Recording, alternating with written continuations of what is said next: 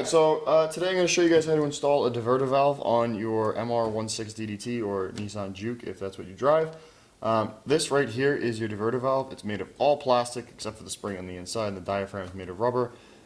They have a tendency to leak once you get over the 16, 17, 18 psi mark. So it's a good idea to upgrade to something like this. This is the TurboSmart diverter valve for the Nissan Juke. All aluminum. It's a direct factory replacement. It's a little smaller, it works better. We've run quite a bit more than factory horsepower on this, so we're going to go ahead and swap that out. First thing we're going to want to do is unhook this hose from its clamp. Just rotate the clamp sideways. That'll help you in a minute. Next, you're going to take off the vacuum source line, which is just that clamp. A little twist, take that hose off. Now we have the recirculation tube. Just going to take that off as well.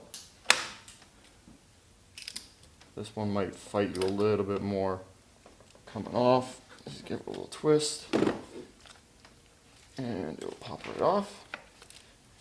Next we need to get to this lower 10mm bolt back here. You can't see it. This is why we move this hose out of the way. You want to get a 1/4" ratchet with a 3" extension and a stubby socket. You kind of snake it in between that clamp and the boost solenoid, and that gives you enough room to actually loosen that bolt.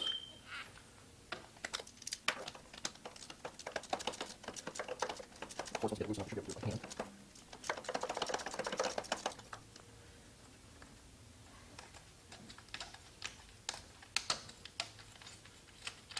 Okay, take that out.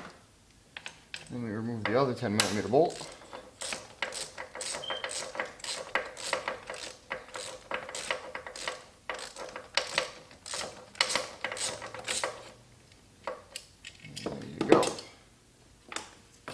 And that is how you remove the OEM diverter valve.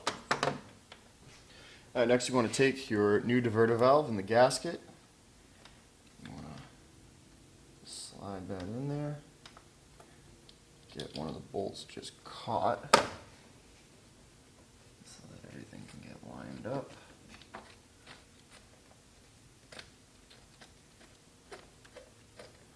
And get your other bolt caught.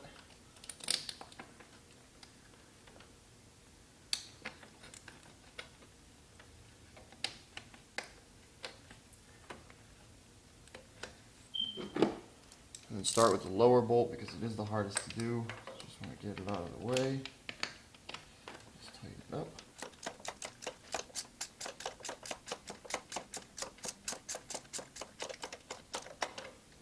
You don't want to go too tight as you can crack the plastic. So just go pretty snug. The top bolt.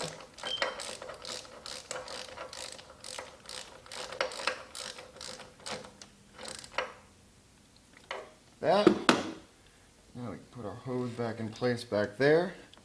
Take our vacuum hose, reconnect that, put our clamp back on.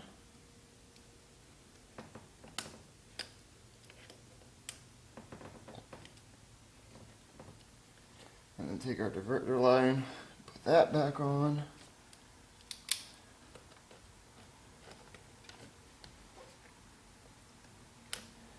There you go.